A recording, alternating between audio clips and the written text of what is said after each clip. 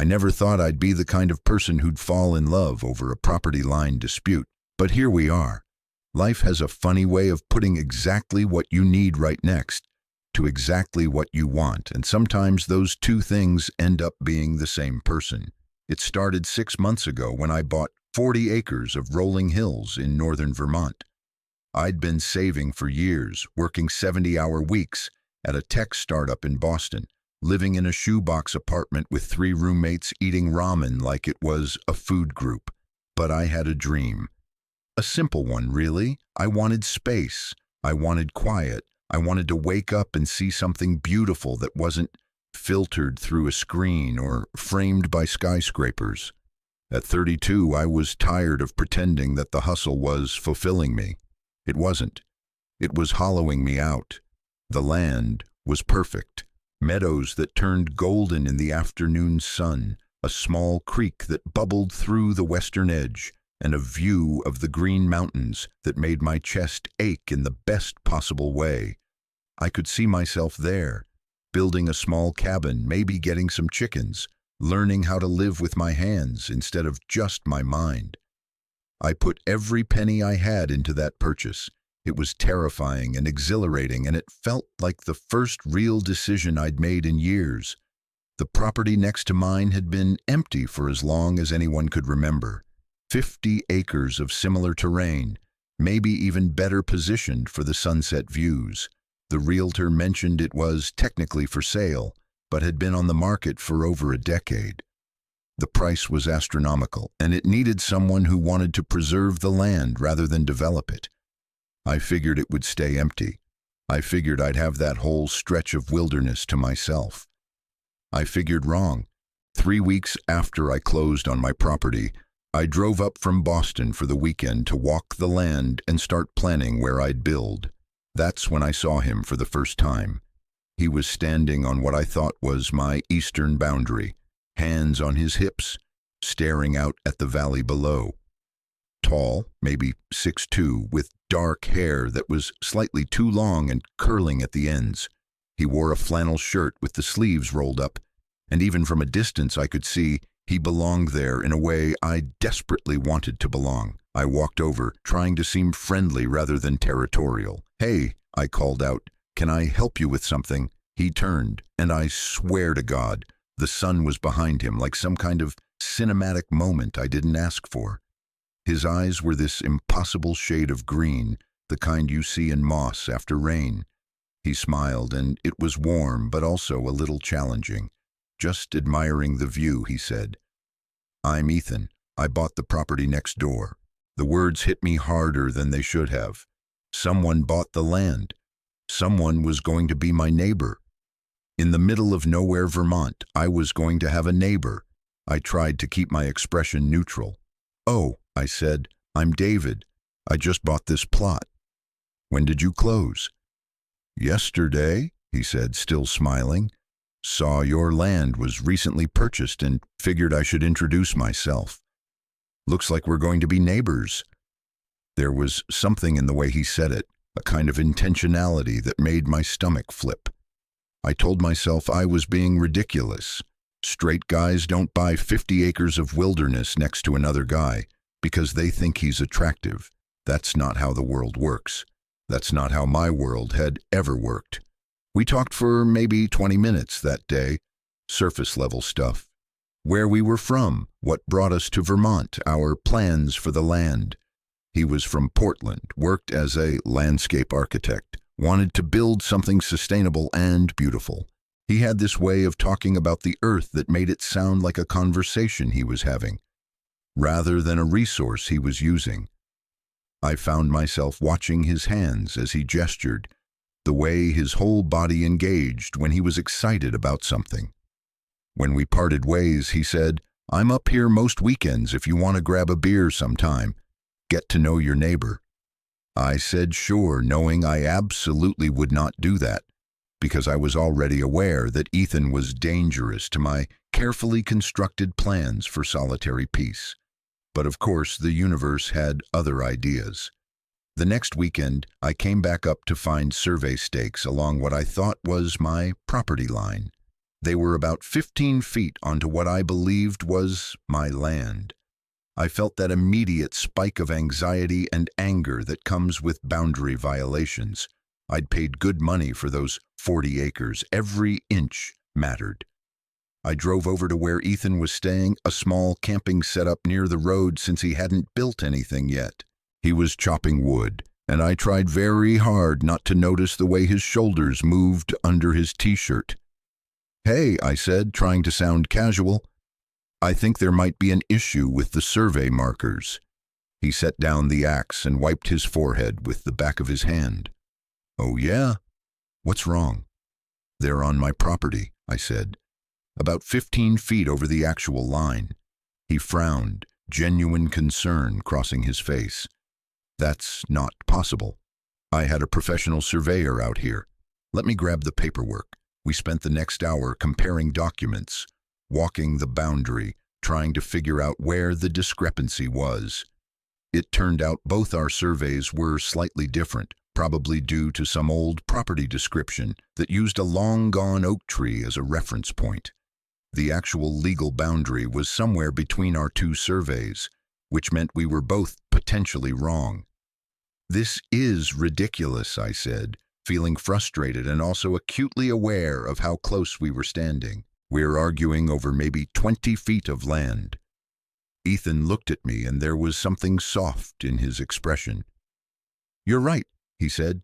"It is ridiculous. How about this? We hire one surveyor together, split the cost, get a definitive answer, and in the meantime we just treat the whole boundary area as shared space. No fences, no walls, just land." The suggestion was so reasonable, it made me feel petty for being upset in the first place. "Yeah," I said, "that works." He extended his hand. "Neighbors." I shook it, and his grip was warm and firm and lasted maybe half a second longer than necessary. "Neighbors," I agreed. That handshake changed everything, though I didn't know it yet. Over the next few months, we fell into a rhythm. We'd both come up on weekends, sometimes overlapping, sometimes not. When we did overlap, we'd end up working together. He helped me clear the area where I wanted to build my cabin. I helped him plant native species along his creek bed. We'd break for lunch and sit on the tailgate of one of our trucks, eating sandwiches and talking about everything except what was becoming increasingly obvious, at least to me. I was falling for him, hard. Every time he laughed at something I said, every time he remembered some small detail I'd mentioned weeks before, every time he showed up with an extra coffee because he knew I'd be there, I fell a little more. It was torture because I had no idea if he felt the same way. He never mentioned a girlfriend. He never mentioned a boyfriend either. He existed in this frustrating space of possibility that I was too afraid to reach for. The cabin raising happened in late September. I'd ordered a kit, and Ethan insisted on helping me put it together. We spent 2 full weekends building the frame, installing walls, getting the roof on before the weather turned. It was hard physical labor, the kind that strips away pretense and leaves you raw and honest. We worked in comfortable silence sometimes, other times talking about our lives before Vermont. He told me about growing up in a religious household, the kind where certain things weren't discussed and certain feelings weren't allowed. He talked about the relief of leaving, of building a life that felt authentic even when it was lonely. I told him about my own journey coming out in college, the years of dating apps and disappointing connections, the growing sense that maybe I was looking for something that didn't exist. "You think it doesn't exist?" he asked. "Love, I mean. Real connection." We were on the roof at the time, nailing down shingles. The sun was setting, painting everything gold and amber. "I don't know," I said honestly. "I think I've been looking in the wrong places, or maybe I've been too afraid to look in the right ones." He was quiet for a moment, then said, "I think it exists. I think sometimes it shows up when you're not expecting it, when you're busy building something else." My heart was pounding so hard, I was sure he could hear it. The moment felt enormous, like we were talking about something much bigger than abstract philosophy. But then his phone rang, some work emergency, and the moment passed. The cabin was finished by mid-October. I spent my first night there alone, lying on an air mattress because I hadn't bought real furniture yet, listening to the sounds of the forest and feeling both accomplished and empty. I'd built what I wanted. I had my space, my quiet, my beautiful view. But I kept thinking about Ethan, wondering if he was in his tent just across the property line, wondering if he was thinking about me too. The first snow came early that year, mid-November. I wasn't prepared for how isolating it would be. The roads got bad fast, and I was stuck at the cabin for 3 days, with limited supplies and no power after a tree came down on the line. I was rationing food and trying not to panic when I heard a knock on the door. It was Ethan, covered in snow, carrying a backpack and a battery-powered heater. "Saw your lights were out," he said. "Figured you might need some help." "How did you even get here?" I asked. "The roads are impassable." "Snowshoes," he said, like it was obvious. "You going to let me in, or should I freeze out here?" I let him in. We spent the next 2 days together in that small cabin, cooking on my camping stove, playing cards by lantern light, talking in a way we'd never quite talked before. The forced proximity stripped away the last of our careful boundaries. He told me about a relationship that ended badly, a guy who wanted him to be smaller, quieter, less passionate about the things he cared about. I told him about my own failed relationships, the pattern of choosing people who were safe rather than people who made me feel alive. On the second night, we were sitting close to the heater, sharing a blanket because it was the warmest spot in the cabin. The conversation had lulled into comfortable silence. Then Ethan said, "Can I tell you something?" My heart started racing. "Sure. I didn't buy this land because of the view," he said quietly. "I mean, the view is incredible, but that's not why I bought it." I turned to look at him, and he was already looking at me. His eyes were serious, vulnerable in a way I'd never seen. "Then why did you buy it?" I asked, though I thought I knew, hoped I knew. "Because of you," he said. "I saw you that first day, walking your property line, and you looked so happy and so scared at the same time, like you were stepping into a life you weren't sure you deserved.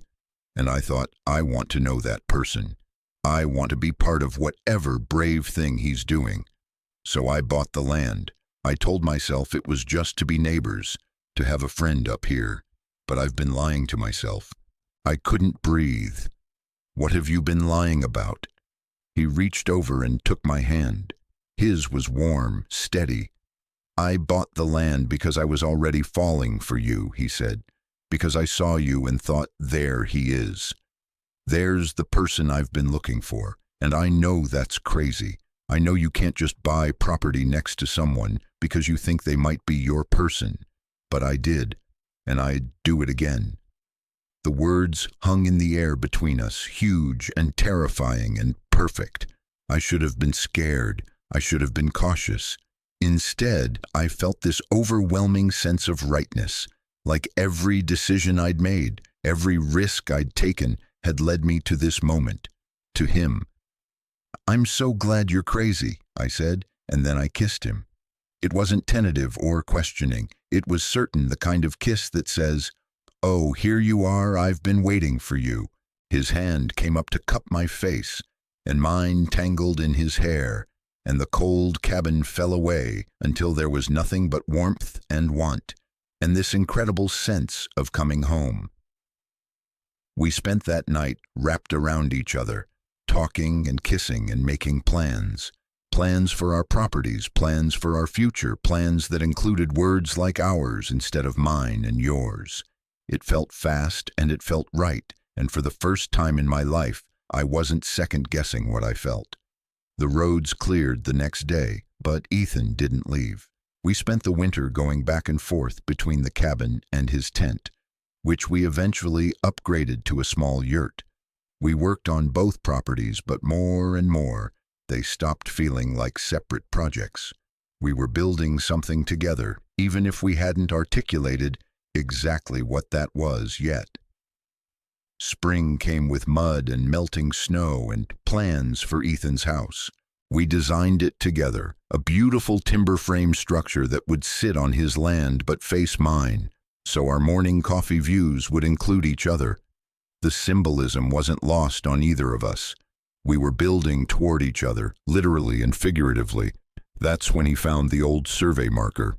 We were clearing the foundation site when his shovel hit something metal. We dug it up, and it was an original property marker from the 1800s, placed exactly on the line between our properties. But there was something else there too, a small metal box, weathered and old. Inside was a letter, written in faded ink on paper that was barely holding together. Ethan carefully unfolded it while I held my breath. It was dated 1887, written by a man named Thomas to someone named William. The language was formal, careful, but the meaning was clear. Thomas and William had owned these properties together. They'd lived as neighbors, but the letter suggested they were much more than that. Thomas wrote about their life together, the home they'd built, the love they'd shared in a time when such things had to be hidden. We stood there in the spring mud, reading this letter from two men who'd loved each other over a century ago on this same land, and I started crying. Ethan pulled me close, and I could feel that he was crying too. It felt like a blessing, like the land itself was telling us we belonged here, that our love was part of a longer story. We framed that letter. It hangs in Ethan's house now, in our house, because somewhere along the way, the property lines stopped mattering. We built his house together, and then we built a life together. We still have our separate deeds, our separate acres, but they function as one piece of land, one home, one future. People ask me sometimes how we knew so fast, how we were so sure. I tell them about the view, about standing on that property line and seeing not just mountains and meadows, but possibility. I tell them about taking a risk, about being brave enough to step into something uncertain because the alternative was staying safe and alone. But mostly I tell them about that first day when Ethan said he liked the view. I thought he meant the mountains. Turns out he meant me. And I think that's the thing about love, real love. It's not about grand gestures or perfect timing. It's about seeing someone and deciding they're worth the risk. It's about buying the plot of land next door and building your life close enough to touch. We're married now. We had the ceremony right on the property line, 1 foot on my land, 1 foot on his, which felt appropriate. Thomas and William's letter was part of the reading. We planted a tree where we found their marker, an oak that will outlive us both, a living reminder that love persists, that it finds a way even when the world says it shouldn't. I still wake up sometimes and can't quite believe this is my life, that I took a chance on solitude and found partnership, that I bought land for the view and found love instead, that Ethan saw me that first day and decided I was worth 50 acres and a future. We're building a greenhouse now, right on the property line. Neither of us will own it. We'll both own it. That feels right. Because the truth is the boundary between us was always an illusion. From the moment he bought that land, from the moment he said he liked the view, we were already building something together. We just didn't know it yet. Last week we found another letter. We were digging post holes for the greenhouse when we hit another metal box. Inside was a second letter from Thomas to William, dated a year after the first.